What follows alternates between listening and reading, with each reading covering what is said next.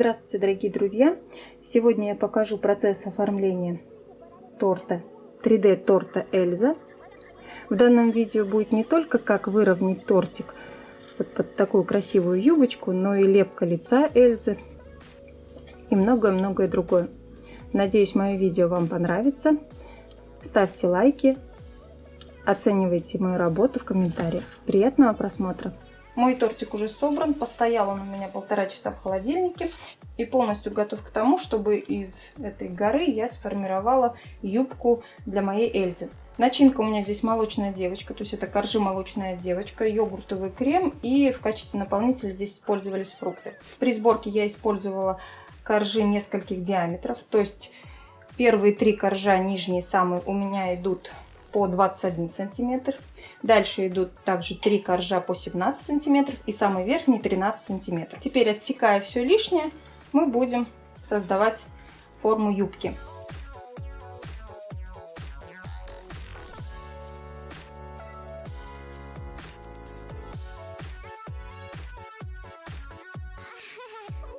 Следующий этап — выравнивания нашего тортика. Выравниваю я ганашем на масляной основе.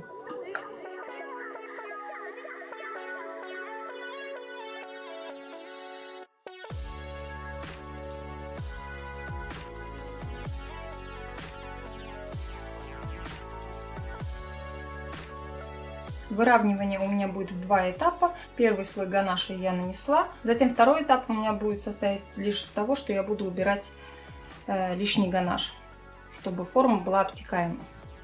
Поставим пока в холодильник минут на 15-20, затем продолжим. Второй этап выравнивания: мы убираем лишний ганаш, полностью делаем обтекаемую форму.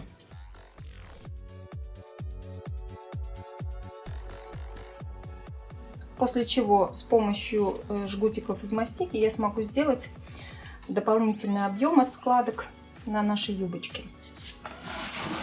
Цвет мастики для дополнительного объема может быть любой, но я взяла именно основной цвет, которым у меня будет покрыта юбка Эльзы. Вот такие вот жгутики у меня будут пересекаться на вершине тортика. Тортик у меня высотой 15 сантиметров, то есть юбка у нее будет, получается, 15 сантиметров высотой. Мастика хорошо ложится и прикрепляется к ганашу, поэтому не переживайте, что при обтяжке у вас ваши складочки куда-то сдвинутся.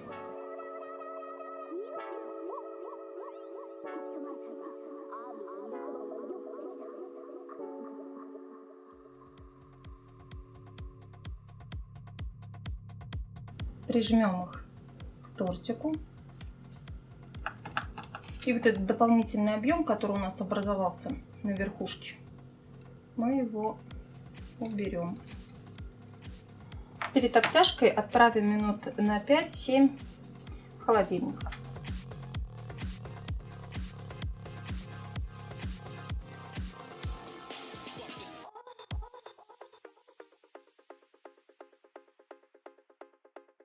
Вот, в принципе, вы уже видите, как ложится юбочка. Нам нужно будет ее только ножницами подрезать. Не под основание торта, а где-то примерно на сантиметрик оставляем запас. Сейчас пока складочки обозначу.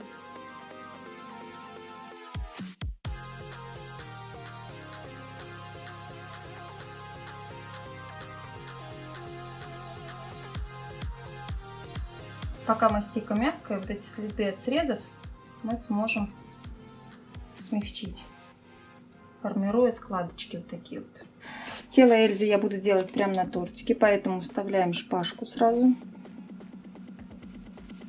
И для начала нам понадобится голубой цвет мастики. Будет делать ей туловище. Она у нас достаточно тонкая и изящная, поэтому талия у нее будет тоненькая. Вот такую вот грушевидную форму мы сразу насаживаем на шпажку и формируем ей тело. Тело у нее будет слегка повернуто, то есть не прямо будет смотреть, а немного в бок. Формируем ей грудь. Затем нам потребуется телесный цвет мастики. Это будет верхняя часть грудной клетки, плечи и шея. Так, и соединяем.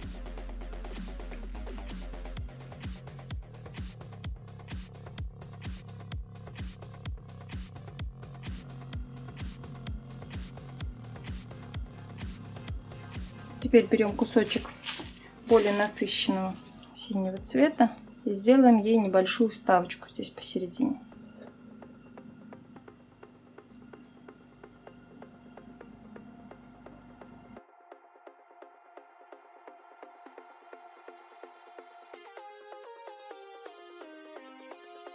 И сделаем небольшой рельеф на этой вставочке.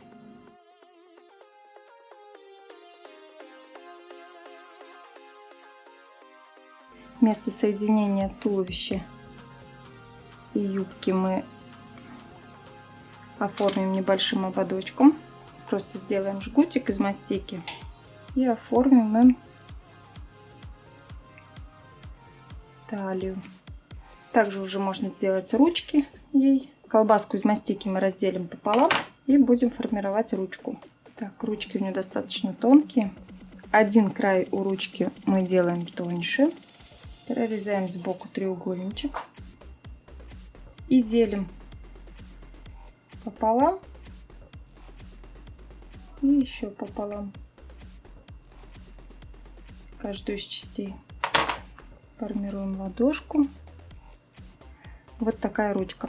Если вы хотите, чтобы пальчики слегка были разъединены, то следует немножечко разрезать поглубже. Смотрим, где у нас должен быть локтевой сгиб. Примерим нашу ручку. Фальшивато, немножечко убираем и приклеиваем. Разглаживаем сразу место соединения руки. Вот так вот получается. И теперь можем приступить к лицу. Дальше следует самая кропотливая работа. Это мы будем делать лицо Эльзы. Хотела делать на ложечке, но мне неудобно, наверное, будет на ложечке. Я буду лучше привычным мне способом. Формируем голову. Далее мысленно делим крест-накрест. И посередине у нас будут располагаться глаза. То есть плавными движениями мы делаем очертания глазных вот этих вот впадин. Сразу же здесь же можем сформировать переносицу и ее вздернутый носик. Приподнимаем ей носик. Сразу же мы можем сформировать ей крылья носа. Он у нее маленький такой, вздернутый. Теперь сделаю впадины, в которые буду вкладывать уже белую мастику для глаз ее. И делаем ротик. Слегка приподнимаем верхнюю губу. И опускаем немного нижнюю. Теперь можем сформировать нижнюю губу. У нее губки очень тоненькие.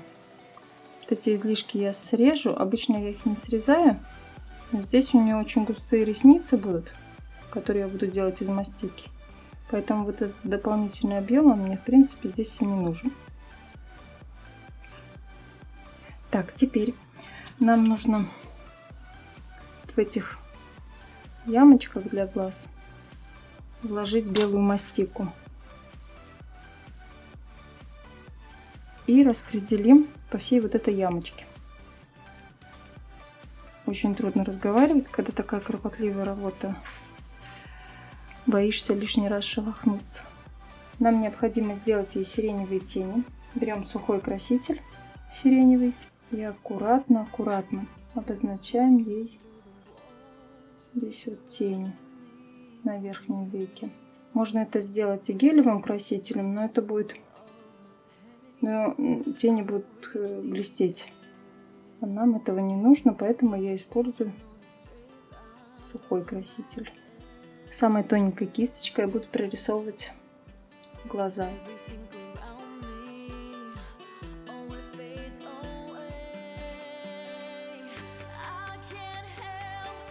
Теперь черный краситель.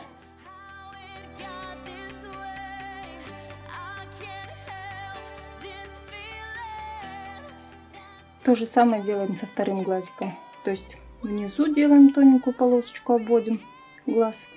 И наверху чуть пошире будет. Слегка можно затемнить здесь вот у уголков ей глаз. Тоже черную вот эту обводку слегка растушевать. Слегка увлажненной кистью. То есть она уже полусухая, эта кисть. Хотела из мастики сделать ей реснички, но, наверное, я их все-таки прорисую самой тонкой кистью и черным красителем. Остался ротик и бровки. Вот нам нужно еще сделать. Немного добавила еще теней сверху. И теперь самой тонкой кисточкой будем красить ей губы. Так. И брови. Брови коричневым цветом.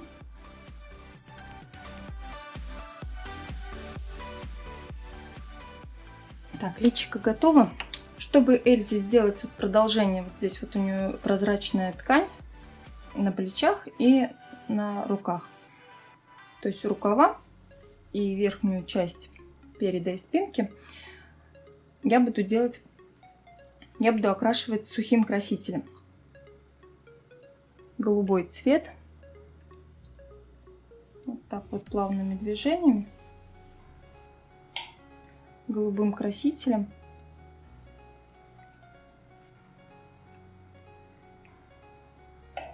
Сухим. Я ей обозначу вот эту вот прозрачную ткань. Затем белым красителем я немного обведу ей горловину.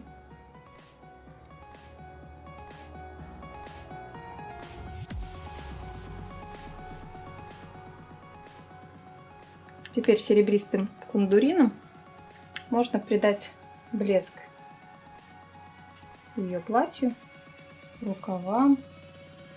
В общем, там, где считаете это необходимо. Ну вот и все, платье Эльзы готово. Мы теперь можем поставить голову ей.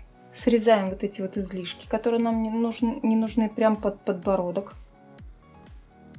И обрезаем немножечко шею. Тоже под углом желательно это все делать. Меряем. Великовато шея. Еще срезаем. Так, ну в принципе, наверное, в самый раз. Можно приклеить голову. Сразу же наклон головы.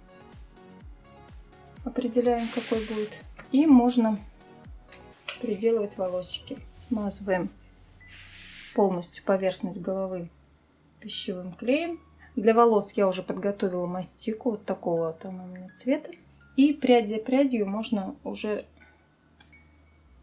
делать ей прическу. Делаем небольшие жгутики, из которых мы будем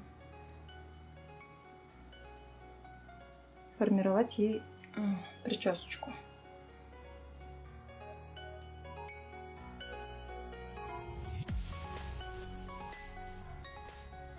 Можно сразу прикрепить ей косу, то есть делаем из жгутиков мастики косичку и прикрепим ей к затылку. Косички мы сразу же обозначим прядки тонким каким-то инструментом.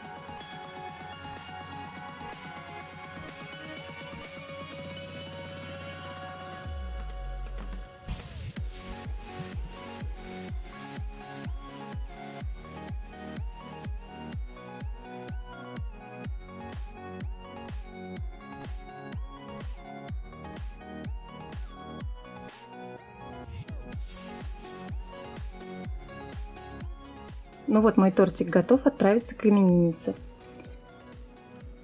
Поставила еще рядом фигурку Олафа. Добавила немного снежинок. И подложку и низ юбки Эльзы я оформила сахарной пудрой. Немного посыпала. Удачи в ваших начинаниях. Всего вам доброго!